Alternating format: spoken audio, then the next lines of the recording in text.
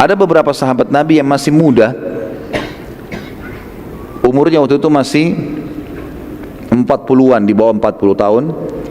Abdullah bin Zubair, Abdullah bin Abbas, Abdullah bin Umar, Abdullah bin Amr bin As, yang dikenal dengan 4 Abadilah, 4 Abdullah. Kemudian juga ada sahabat-sahabat Nabi yang lain seperti Anas bin Malik, ya, Usama bin Zaid. Ini semua sahabat-sahabat yang masih muda gitu. Waktu Muawiyah meninggal dunia, Muawiyah menulis wasiat untuk menunjuk anaknya dia yang bernama Yazid menjadi khalifah. Rupanya sahabat-sahabat Nabi yang masih muda ini tidak nerima itu. Maksud dalamnya Hasan, ya, radhiyallahu anhum ajma'in, ini semua adalah sahabat-sahabat Nabi yang masih muda. Mereka berharap yang jadi khalifah setelah Muawiyah sahabat Nabi juga, karena sahabat Nabi masih ada. Tapi sudah terlanjur masyarakat Syam membaiat Yazid. Abdullah bin Zubair radhiyallahu anhu ajma'in ini pergi ke Mekah, tinggalkan Madinah menuju ke Mekah, lalu kemudian dia mengiklankan dirinya sebagai khalifah muslimin juga. Dan penduduk Hijaz, Mekah, Madinah, Jeddah ini membaiat Abdullah bin Zubair. Maka pada saat itu terjadilah 2 khalifah. Di negeri Syam ada Yazid, di wilayah Hijaz ada Abdullah bin Zubair. Sempat memimpin beberapa waktu pada saat itu. Abdullah bin Umar dan sahabat-sahabat Nabi yang lain mengingatkan Abdullah bin Zubair, sudahlah, jangan ribut tentang masalah politik seperti ini, enggak usah ikut-ikutan. Yazid sudah dinobatkan terlebih dulu sebelum kamu, jadi enggak usah sekarang nobatkan diri. Dia bilang enggak bisa, sahabat Nabi masih hidup, kenapa dia harus jadi khalifah, gitu kan. Akhirnya tetap ngotot untuk jadi khalifah. Terjadi saya lupa pada saat itu ya berapa tahun, berapa bulan, tapi cuma berapa bulan, tidak sempat tahunan kalau tidak salah. Kemudian Yazid mengirim pasukan, namanya ini dipimpin oleh Hajjaj bin Yusuf. Ini panglima perang yang sangat bejat pada saat itu. Dia datang menyerang Mekah. Abdullah bin Umar, Abdullah bin Abbas waktu itu tidak memilih siapapun, tidak membaiat Yazid, tidak membaiat juga Abdullah bin Zubair, gitu kan. Sampai ada yang memang 1 orang baru kemudian mereka milih. Pada saat itu terjadi peperangan sampai akhirnya Mekah berhasil ditaklukkan oleh Hajjaj, dan pada saat itu bangunan Ka'bah sempat runtuh sebagian, serta Abdullah bin Zubair terbunuh radhiyallahu anhu ajma'in, terbunuh. Lalu digantung jenazahnya di dekat Ka'bah. Pada saat itu sebagai iklan, ini adalah pemberontak dan seterusnya. Maka Abdullah bin Umar radhiyallahu anhu waktu mendengarkan pasukan Yazid, pasukan Hajjaj bertakbir, dia mengatakan, sungguh demi Allah, kata Abdullah bin Umar, demi Allah aku telah menyaksikan hari kelahirannya Abdullah bin Zubair ini dan hari terbunuhnya. Dia waktu lahir pertama, tadi waktu ayahnya hijrah Zubair dan Asma ke Madinah dan hilangnya fitnah atau isu Yahudi yang mengatakan kami sihir muslimin, itu pada saat itu ya, aku menyaksikan lahirnya dan aku tahu pada saat itu siapa yang bertakbir, maksudnya para sahabat Nabi. Dan aku menyaksikan matinya sekarang dan aku tahu siapa yang bertakbir, orang-orang yang jauh dari sahabat Nabi, bukan sahabat-sahabat Nabi yang bertakbir, orang-orang yang baru masuk Islam. Dan demi Allah, yang bertakbir pada saat dia lahir lebih baik daripada yang bertakbir pada saat dia meninggal. Tapi di sini Abdullah bin Umar tidak memvonis siapapun yang salah atau benar, tapi beliau hanya mengatakan kalimat tadi. Lalu beliau melihat jenazahnya Abdullah bin Zubair sambil berkata, wahai ibnu Zubair, bukankah saya sudah nasihatin kamu, bukankah saya sudah nasihatin kamu, terus saja begitu. Lalu Abdullah bin Umar pun kembali ke Madinah lalu membaiat Yazid, mengatakan baiklah khilafah kepada Yazid, tidak ada lagi sahabat yang boleh memberontak ataupun membantah ya, di sini khilafah yang sudah ada, supaya tidak terjadi masalah bagi kaum muslimin. Ini termasuk tambahan saja tentang Abdullah bin Zubair, tapi yang jelas saksi bahasan ayahnya Zubair bin Awam dan ibunya Asma binti Abi Bakar radhiyallahu anhu ajma'in, ayahnya dan ibunya Abdullah adalah orang yang hijrah ke Madinah dan akhirnya mendapatkan anak laki-laki. Kejadian yang lain teman-teman sekalian, pada saat awal Hijriah itu Nabi SAW juga menikahi Aisyah radhiyallahu anha di tahun pertama Hijriah. Setelah Aisyah diajak atau hijrah sudah tiba di Madinah, maka di tahun pertama itulah Nabi SAW menikahi Aisyah. Juga kejadian yang lain, di awal tahun pertama Hijriah perintah solat ditambah jumlah rakaatnya. Waktu pertama kasus solat Isra dan Mi'raj teman-teman sekalian, jumlah rakaat solat semuanya 2 rakaat, subuh 2, duhur 2, asar 2, maghrib 2, isya 2, semua sama 2. Dan di tahun pertama Hijriah turun wahyu mengubah itu. Yang tetap dalam rakaatnya adalah subuh saja 2 rakaat. Duhur ditambah 2, asar tambah 2, maghrib tambah 1, isya tambah 2. Dan ini terjadi di tahun pertama Hijriyah. Juga pada saat itu terjadi teman-teman sekalian, azan pertama kali dikumandangkan. Itu di awal Hijriyah, ya, di awal Hijriyah. Jadi setelah diubahnya jumlah rakaat solat, belum ada wahyu yang menyampaikan bagaimana caranya muslimin untuk tahu waktu solat sudah masuk, kecuali dari tanda-tanda saja. Seperti sabda Nabi SAW, duhur itu adalah kalau seseorang berdiri di bawah matahari dan tidak terlihat bayangannya. Kalau kita berdiri, matahari ada di tengah-tengah kepala kita, jadi bayangan tidak terlihat, itu waktu duhur. Waktu asar pada saat matahari sangat terang. Waktu maghrib pada saat terlihat awan merah, dan waktu isya pada saat awan merah hilang, dan subuh pada saat langit sudah bisa terlihat, ya, bukan gelap lagi seperti malam. Jadi ada ciri-cirinya. Maka para sahabat cuma mengingat itu saja belum mereka kumpul untuk sholat berjamaah bersama Nabi SAW. Apalagi tidak ada mic seperti kita sekarang mengeraskan pengeras suara untuk manggil orang gitu. Maka pada saat itu teman-teman sekalian, Nabi SAW beristihad, belum ada wahyu turun, untuk memberikan tanda yang terbaik tentang sholat. Sampai dalam beberapa athar disebutkan Nabi SAW sempat menyuruh sahabat untuk mencari lonceng yang digunakan oleh orang-orang Nasrani. Cari lonceng, biar lonceng juga dibunyiin, sholat sudah masuk waktu. Belum ada wahyu turun. Akhirnya sahabat pada nyari semua. Di Madinah nggak ada Nasrani, orang Yahudi nggak pakai lonceng. Maka mereka tidak temukan. Akhirnya pada malam itu seorang sahabat Nabi yang mulia namanya Abdullah bin Zaid bin Tha'labah. Abdullah bin Zaid bin Tha'labah, sahabat Nabi yang mulia ini mimpi. Dia melihat dalam mimpinya ada seseorang jalan bawa lonceng. Lalu dia tanya, "Hai Tuan, mau nggak jual lonceng itu buat saya?" Kata orang itu, "Untuk apa kau beli lonceng?" Dia bilang, "Untuk panggilan solat kami." Maka orang itu pun berkata, "Maukah saya tunjukkan kepadamu lebih baik daripada lonceng ini?" Kemudian dia mengatakan, Abdullah bin Zaid bin Thalib mengatakan, "Iya, tentu saja mau." Lalu kemudian orang itu mengajarkan lafaz azan yang kita tahu sekarang, Allah Akbar, asyhadu an la ilaha illallah, dan seterusnya sampai la ilaha illallah. Maka dia pun segera bangun pada saat itu sebelum waktu subuh, lalu pergi ke masjid mengatakan, "Ya Rasulullah, saya mimpi seperti ini." Kata Nabi SAW, "Sungguh itu mimpi yang baik. Ajarkan, ya, ajarkan lafaz itu kepada Bilal, karena ada alasannya, karena Bilal lebih indah suaranya darimu." Ya, berarti muadzin harus suaranya yang bagus, jangan buat orang tambah tidur. Ya, gitu. Suaranya azan itu makin membuat enak, indah, menarik orang untuk datang sholat, gitu kan. Pada hadis ini pelajaran juga teman-teman sekalian, kalau seorang muadzin harus dipilih yang paling bagus suaranya, wajar untuk memanggil orang. Walaupun memang ada motivasi dalam Islam untuk menjadi muadzin. Saat Bilal mengumandangkan azan, dipakai lafaz tadi subuh itu, orang-orang sudah mulai dengar Allahu Akbar dan seterusnya sampai la ilaha illallah.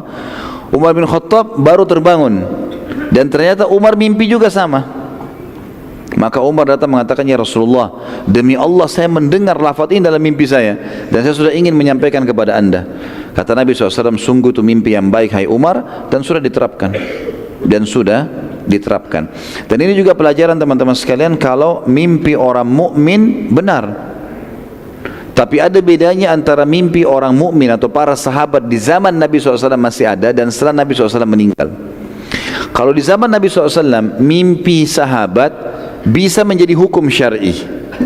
Bisa menjadi hukum syar'i. Kenapa? Karena wahyu masih turun. Seperti kasus mimpinya tadi, Abdullah bin Zaid bin Tha'labah radhiyallahu anhu, ini bahasa beliau mimpi dengar azan, dilapor ke Nabi, Nabi bilang iya baik. Karena wahyu menyampaikan ke Nabi itu adalah bagian dari syariat. Tapi setelah Nabi SAW meninggal, tidak ada lagi mimpi orang mukmin yang merupakan syariat baru, karena agama sudah lengkap. Tapi mimpi dia bisa saja misal mimpi baik atau ru'ya sadiqah, sebagaimana sabda Nabi SAW, mimpi yang baik atau ru'ya sadiqah cabang daripada 63 kemujizatan Nabi SAW. Jadi itu bisa bagian daripada kemujizatan Nabi. Di sini teman-teman sekalian, misal kita mimpi mau umrah atau haji, kita mimpi melihat Ka'bah, itu ru'ya sadiqah, mimpi yang baik dari Allah.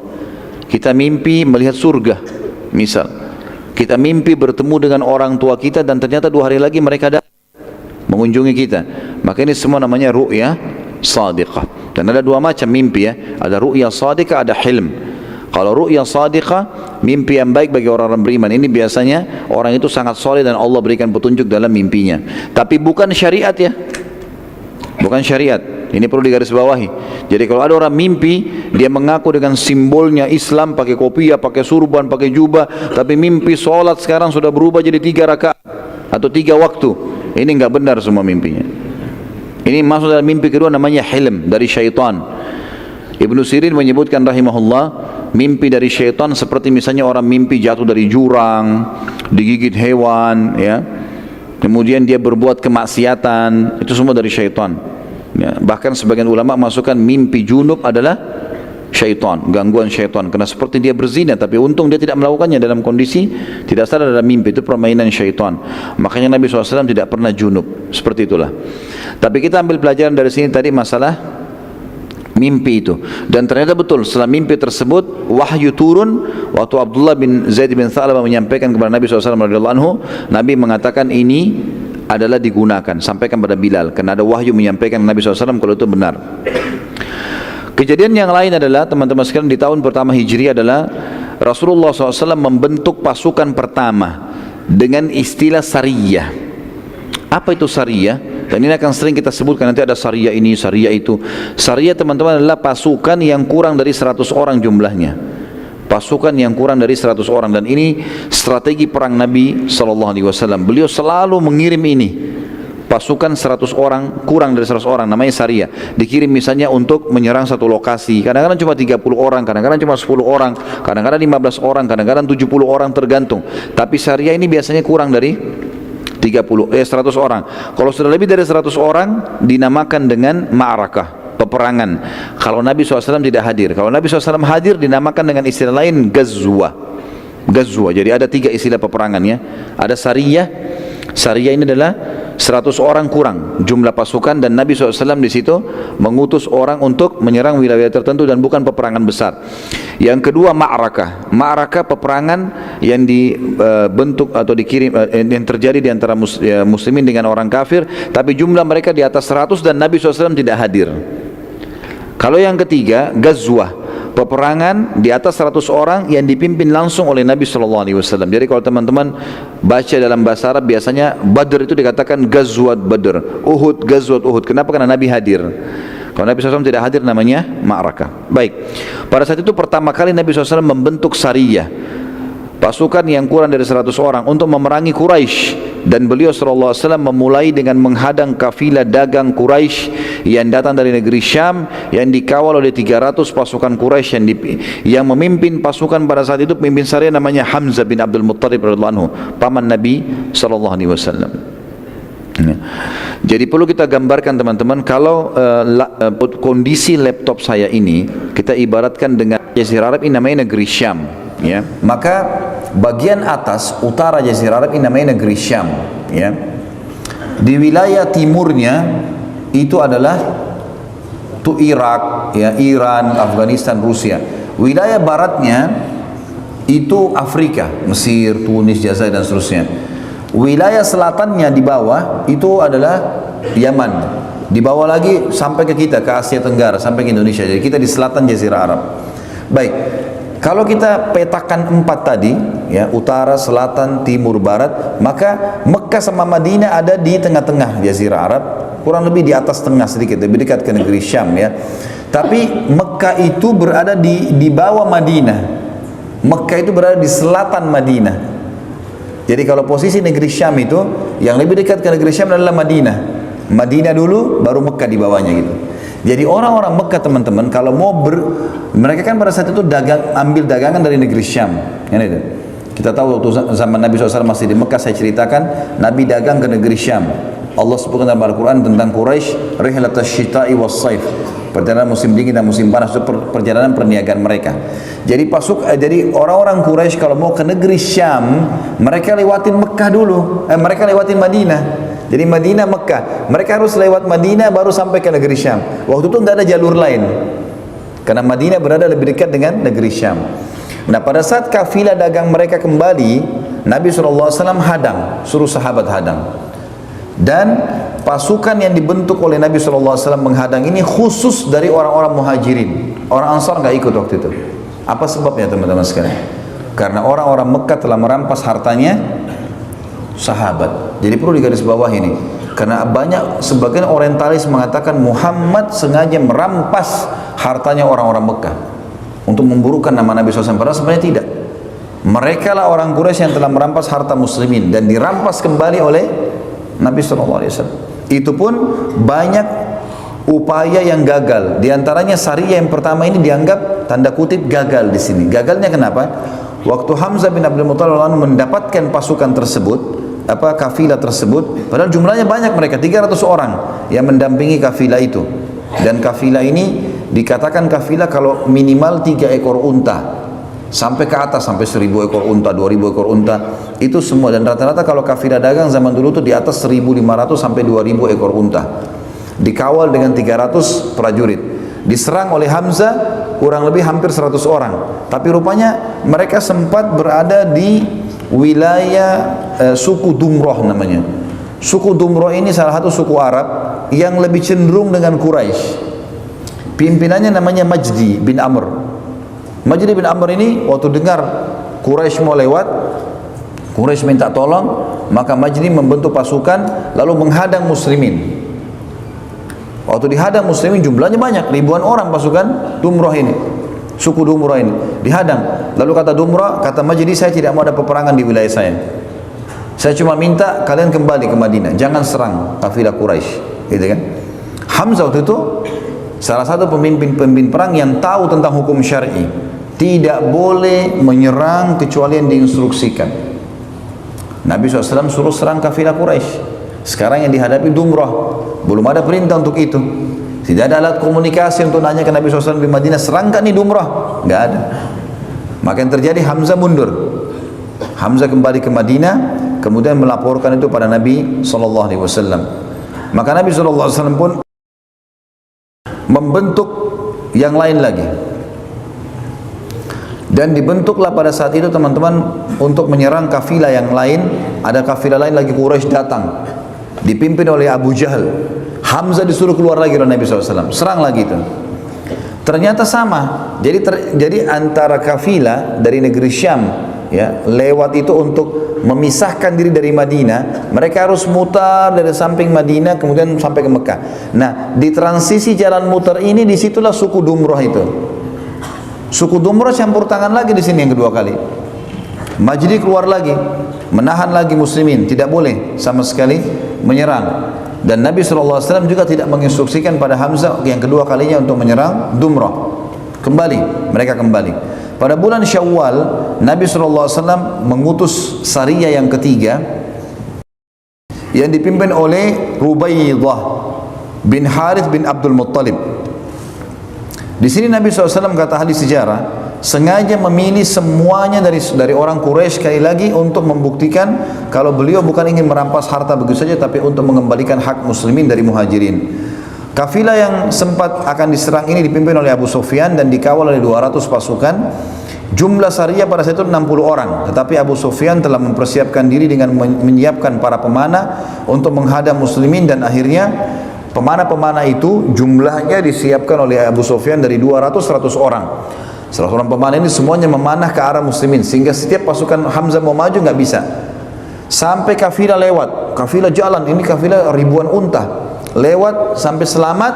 Setelah itu 100 orang ini melarikan diri, dan akhirnya sekali lagi di sini tidak berhasil. Ya, Rubaidah tidak berhasil. Maaf, Rubaidah bukan Hamzah ya. Rubaidah radhiyallahu anhu tidak berhasil untuk menyerang. Itu bulan Syawal.